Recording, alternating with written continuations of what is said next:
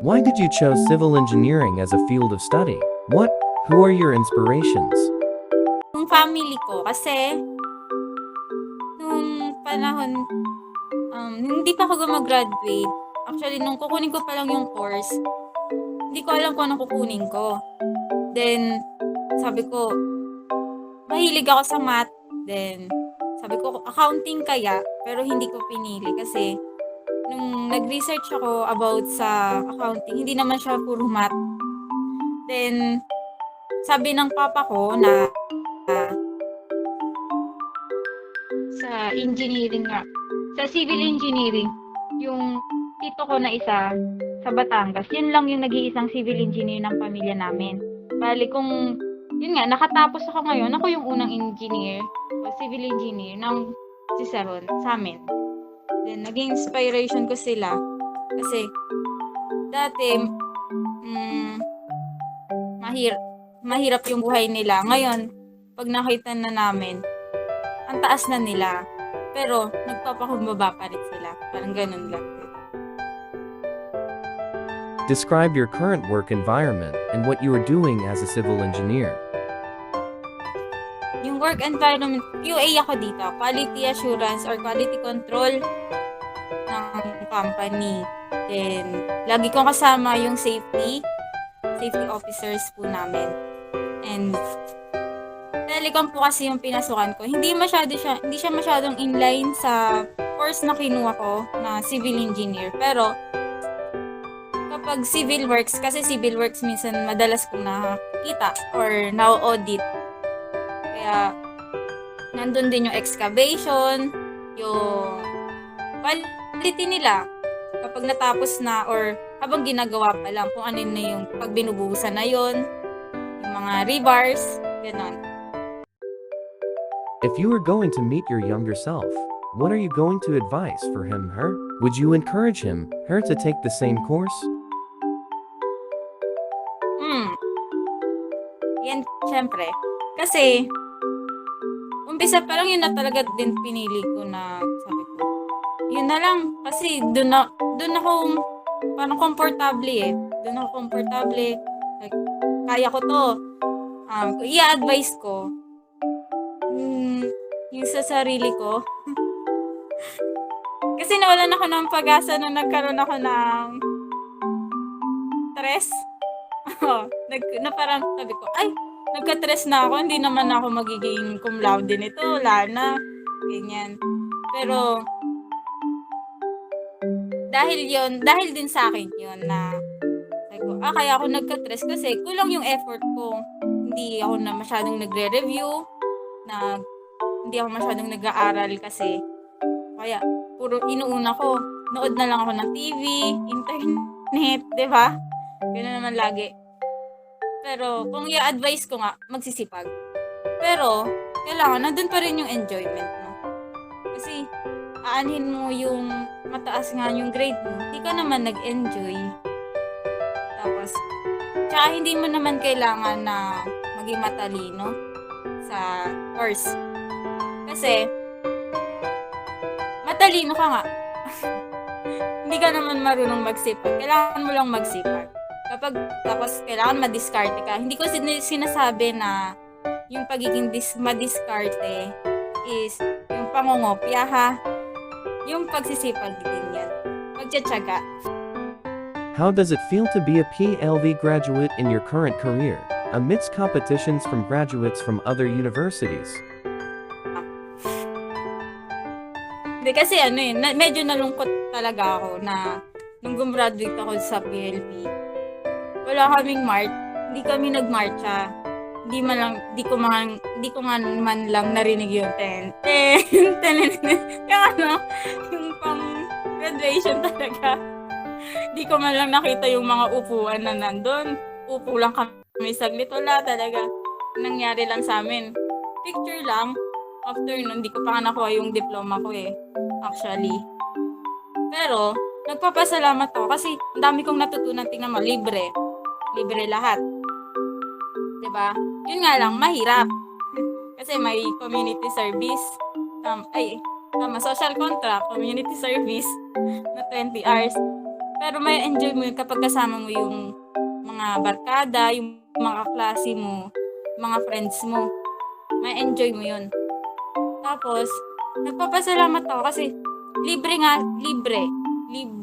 Tapos kaya mura. Pero yung pagtuturo ng mga prof natin is magaling. Magaling silang magturo. Madami ka talagang matututunan. Sa kanila, yung iba, pumasok sa ibang school na mataas yung may tuition fee, ganyan. Pag bumabagsak sila, babayaran nilang iba. Ganon, di ba? Ganon lang.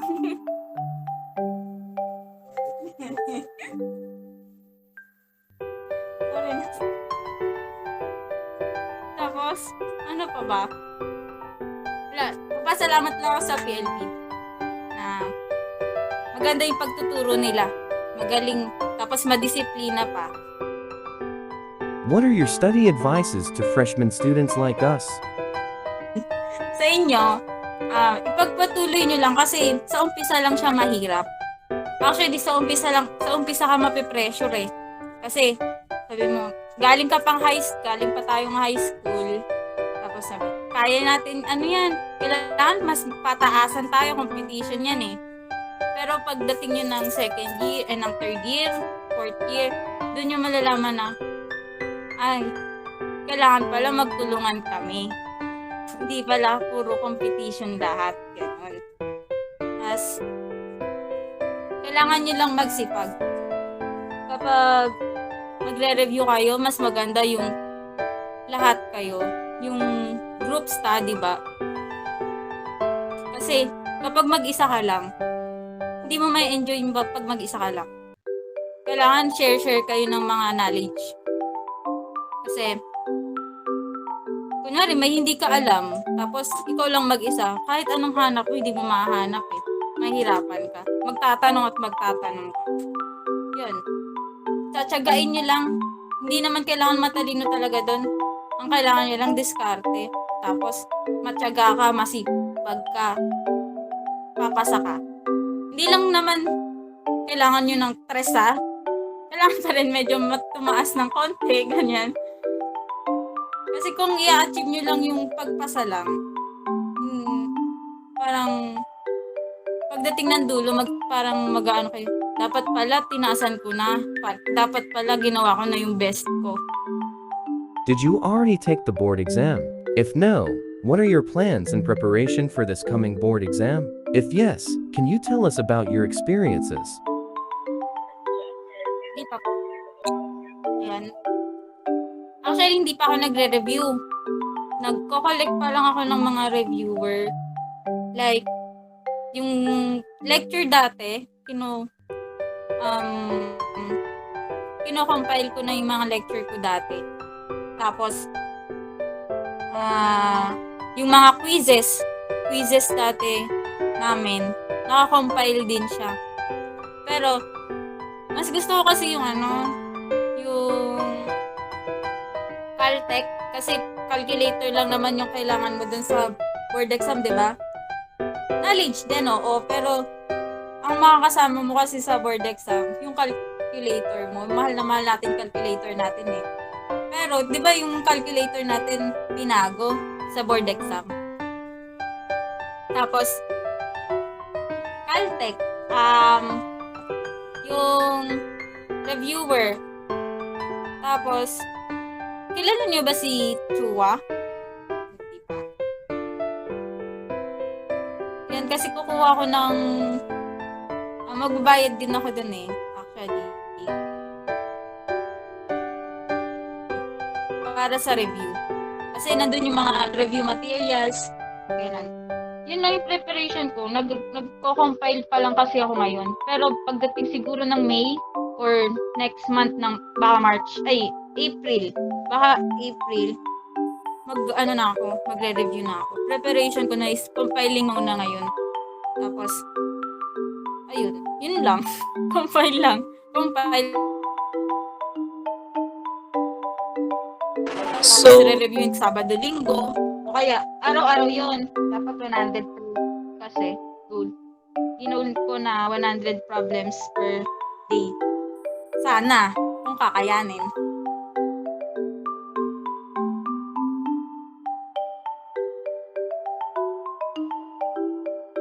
Why did you choose civil engineering as a field of study? Who are your inspirations? Okay, for the first question, actually, BS Architecture is my first choice, but I decided to take BS Civil Engineering because I think we can't afford the expenses for the architecture, and hindi naman nalalayo ang linya niya. And for my inspiration naman, it was my family, simply because I want to build my own house for us. Describe your current work environment, what you are doing as a civil engineer. As of now, I'm assigned to one of our projects as a site quantity surveyor. I'm a part of the procurement team. Basically, we're the one doing cost control, material requisition, contract preparation, and coordination with subcontractors for manpower or equipment, for example, as per site requirements.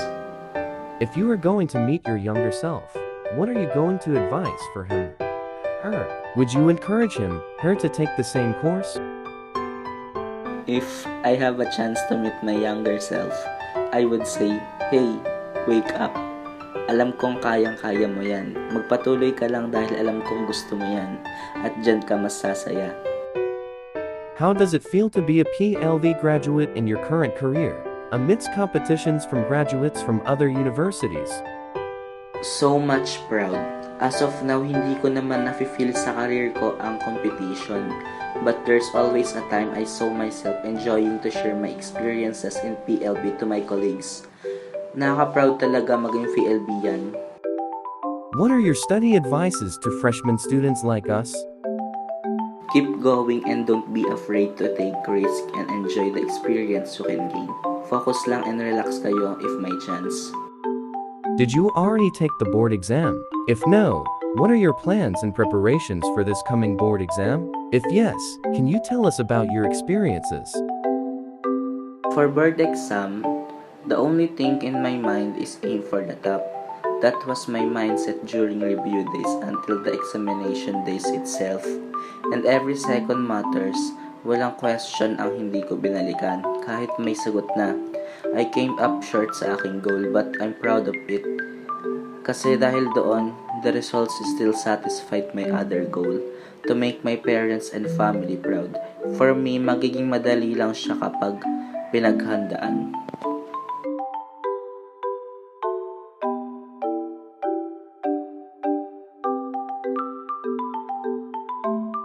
Why did you choose civil engineering as a field of study?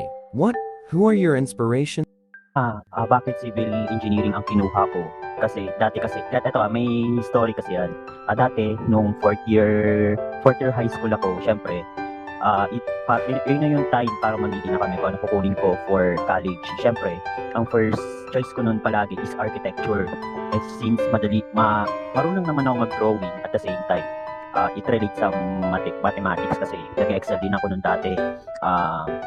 Tapos nun, nag-iba ang lahat nung nag-try ako sa FAU, sa Far Eastern University.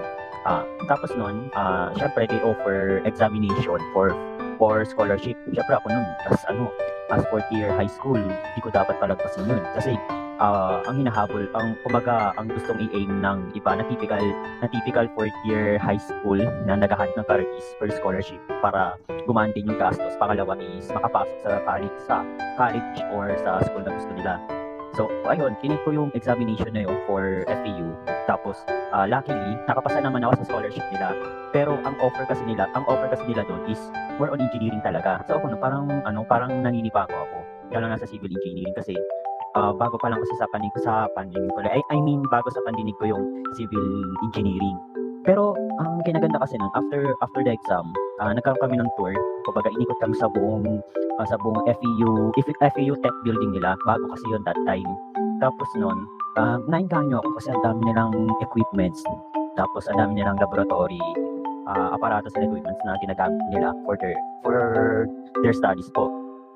And ayun nga, nainganyo ako na why not kung i-take ko to, why not to na medyo hindi ko muna sundin yung gusto kong architecture. Kasi sa totoo lang, ang architecture is para sa akin is mahal compare sa engineering. Kaya ayun, since saktuhan lang kami. Sakto lang yung living namin. Tinik ko na nga yung civil engineering as career na kukunin ko sa college. But unfortunately, yung mama ko kasi nag-aalala sa akin since ang FEU is malayo from Valenzuela. Kaya ayun, hindi ko rin na-take yun. Pero yung civil engineering, yun na yung naging basis ko para yun yung career path na kunin ko. And luckily, nung na-discover ko yung PLV, yun na talaga yung kinuha kong course. Kumbaga, hindi na ako nag-alinlangan. First choice ko pala is civil engineering. Yun lang naman.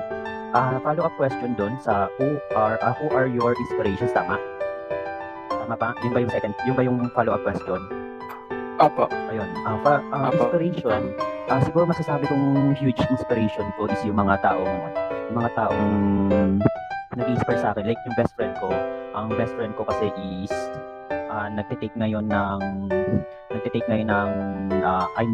siya ngayon ng medicine. So, ayun, road to doctor siya. Syempre, ako nung parang, dapat hindi ako magstay or magsettle down sa isang bagay. And natutunan ko na I want to improve myself. Kaya, ayun, every time na nag-usap kami, palagi niya ako i-inspire. Kumbaga, binibigyan niya ako ng motivation na mag-move forward and to excel sa mga bagay na gusto ko. Yan naman. Describe your current work environment, what you are doing as a civil engineer. Ito, frankly speaking, ang trabaho ko ngayon is not related. Related siya sa civil engineering, but sobrang minimal lang. Kasi ang sabi ko sa inyo noon, ang trabaho ko is design engineer. Ibig sabihin, ako yung nagde-design ako ng mga makina, machines and structures na paglalagyan nila. Ang kinaganda doon kasi na-explore ko yung ibang bagay bukod sa engineering. At the same time, the industrial setting ng isang civil engineer. Civil engineering kasi typically kasi kapag sabang civil engineer o civil engineering, ang unang isipin niyan construction. Pero ang daming pero yun nga, may mga hidden path siya na pwede mong i-take. Like yung sinasabi ko, yung industrial setting. Iba ang approach niya compare sa ibang field. And yun nga, sabi ko nga sa inyo noon, more on machine design ang ginagawa ko. But pero kung i-relate niyo naman sa civil engineering, which is yung structure na paglalagay niya, dinidesign ko rin yun. Kasi kapag makina kasi dapat protektado. Dapat may structure siya na paglalagyan. So ako na yung gumagawa nun. Yun. Tapos current work environment, nice naman. Kahit hindi kahit hindi kasi yun nga, stressful. Syempre hindi mawawala yung stress dyan sa trabaho. But I think manageable naman kahit paano. And so far naman natututo naman ako sa environment nila eh. Kasi more on kasi yun guys, more on planning talaga. And kahit saan engineering kayo mapunta, andyan na yan planning. Kasi before kayo mag-execute ng isang project, you need to plan. Siyempre, kailangan gumawa ng mga drawings, project management, mga ganyan bagay. Kaya good thing na napunta ako sa planning aspect ng engineering or civil engineering before the execution ng mga projects na ginagawa nila. If you are going to meet your younger self, what are you going to advise for him, her? Would you encourage him, her to take the same course? Oo. Siyempre, kung ako kakusapin ko yung past self ko, I will encourage him na i-take niya rin yung tinake ko. Kasi worth it naman eh. Kasi andito na ako sa kinalalagyan ko. Ang kulang na lang is licensure exam. So so far worth it naman kasi yun nga nakagraduate after 5 years na paghihirap. Na puro aral ang ginawa ko is yun nga nakagraduate ako, and worth it kasi you can pwede ka na magtrabaho kahit underwork ka pa, and yun lang, worth it siya. Kaya kung kakusapin ko yung past self ko, yun din iti-take niya. Kaya lang kasi ang idadagdag ko na lang siguro sa kanya is dapat maging wais siya compares dati, kasi ako dati happy-go-lucky person lang ako. Kumbaga andun yung mindset ko na na dapat makapasa lang. Yun ang mindset ko. Pare, physics time ko nun. Tapos parang inisip ko na okay na lang na magka-stress ako basta pumasa ako.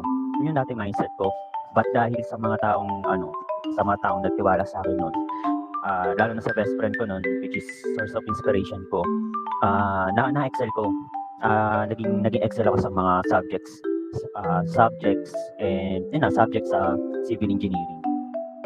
How does it feel to be a PLV graduate in your current career, amidst competitions from graduates from other universities? Una, syempre kapag graduate ka ng PLV, nakaka-proud kasi sa ngayon ang current situation ngayon ng PLV is nag-grow and nakikilala na siya sa labas ng Valenzuela. Minsan hindi rin maiwasan na nagiging underdog yung PLP. Nagiging underdog ako, like inisip ng iba, ano yung PLP, saan yan yung galing. Kumbaga they did not know, few people na hindi talaga sila aware sa PLP. Yung iba naman, yung ibang schools naman na mga kilalang schools, nakikilala din ng PLP dahil nga nagjo-join tayo sa mga competitions like quiz shows, and other competitions na makikilala ang PLP. So minsan sa ibang tao hindi nila alam yung PLP. Yung iba naman nagugulat kasi yung nakikita nila yung PLP as one of competitive schools eh. Yun, nakaka-proud talaga na gumamit sa PLP. What are your study advices to freshman students like us? Good question. Kasi ang i-advise ko sa inyo, habang maaga pa, kung kaya nyo talaga yung civil engineering, go for it. Ipaglaban ninyo hanggang sa gusto ninyo. Pero kung pumasok kayo sa civil engineering parang wala lang, di nyo pinag-isipan, then quit. Para sa akin, quit. Mag-quit na kayo agad kasi ang civil engineering kasi is competitive course yan. Kumbaga dapat yung mga ginagawa natin sa engineering is una nakakatulong sa nation natin, and pangalawa dapat i-ensure natin yung safety and then yung safety and trust na mga gumagawa ay mga nagpapagawa sa atin, kasi ang natin kasi diyan is more on structures, public works and others na related sa civil engineering. Kaya kung ako sa inyo, kung kaya nyo paglaban, go for it. Dapat magkaroon kayo ng resolution for yourself para magpatuloy. Kasi ako noon dati, di ba sabi ko sa inyo noon, isa lang ang happy-go-lucky person. Stress lang sapat. Kumbaga, andun yung motto ko na stress lang sapat na. But that time, nung papunta na ako ng fourth year college noon, doon ko pa lang na-discover kung ano talaga yung kaya kong gawin. Kaya kung ako sa inyo, habang first year pa lang, i-discover nyo na yun, yung bagay na yun, yung dapat kung ano dapat yung ipaglaban. Kasi mahirap kung struggle ka ng struggle, pero hindi mo alam kung ano yung pinaglalaban mo. Parang walang kwenta, nagiging walang kwenta yung time being na lumilipas. What are your plans in preparation for this coming board exam? Katulad nung pinanggit ko nung una, sa last question, ganun din ang ginagawa ko. Ang ginagawa ko ngayon is, naka-enroll ako ngayon sa isang review center. Actually, kilalang review center siya sa Cebu. Tapos, yung iba kasi enrollment niya eh. Kumbaga nakasubscribe ako, may subscription ako na binabayaran para sa kanya. Kasi ang gusto ko kasi bago mag face to face classes, dapat handa na ako. pagpasok ko pa lang sa review center na pinaplano ko. I mean actual review center actual review center kasi ngayon kasi nagte-take ako ng course nila online pa, and parang yun muna yung preparation ko bago ako pumasok ng actual review center sa Maynila kapag pumayag na yung face-to-face classes. So ang ginagawa ko noon, every night after work, pinapanood ko yung lecture videos. Tapos kapag may time pa, I try to solve many problems. Tapos syempre ni-utilize ko din yung mga resources na binibigay sa akin, like module, like handouts, mga libro, syempre. Tapos mga old notes ko. Sinasagutan ko sila paulit-ulit hanggang sa mapagod. Yung katulad na sinasabi ko kanina na hanggang sa mamatay. Pero so far naman maayos naman yung review ko. And I think sana sana payagan na mag face-to-face classes lalo na sa mga review centers kasi sa iba mahirap ang hirap kasi imagine kung paano yung online classes lalo na ang pinaka concern ng iba is internet. Syempre kailangan may sustainable internet ka kapag nag-online class. Kasi sa ngayon namamanage ko naman din yung bagay na yun. And sa ngayon yung preparation ko ongoing pa naman. And madami nga akong may mga plano naman akong paano ko i-execute yun. Ang pinakamahirap lang sa pagpaplano yung sisimulan ko na i-execute yung mga plano na ginawa ko. Kasi minsan may manana habit, which is mamaya na habit. Kasi isipin ko, mamaya ko na lang panoorin yung lecture kasi may oras pa naman. Pero eventually kapag binabanggit ko sa utak ko, nagiging procrastinate na ko. Kumbaga until sa tamarin na akong panoorin yun. And mahirap maka-recover dun sa ganitong bagay. Pero ayun, struggle naman. Ini-struggle ko yung bagay na yun kasi syempre almost isang taon na nung nasuspend na, and kailangan mas prepare ako kumpara sa iba, and then pati rin sa examiner. Kasi sa totoo lang, ang mga examiner sa civil engineering, sa PR, sa board exam, mga patak yan. I mean, hindi sila magpapaka-petics na mag-recycle ng mga tanong. Anong sinasabi ko? Yung mga examiners kasi paiba-iba ng tanong niya every year. Kumbaga may mga bagong problems na lalabas, and ayaw ko naman makapanti doon sa ganung bagay. Kaya ang preparation ko is more on panonood ng videos doon sa current review center na enroll ko. Tapos solve lang ng problems. Dapat ma-master ko yung mga subjects na tinitake ko until kapag nagkaroon ng face-to-face classes, hindi na ako mahihirapan pa mag-pick up ng bagong information. Kasi I already nakakuha ko na dapat pagdating pa lang, dapat sa online class pa lang dapat pinapractice ko na yun.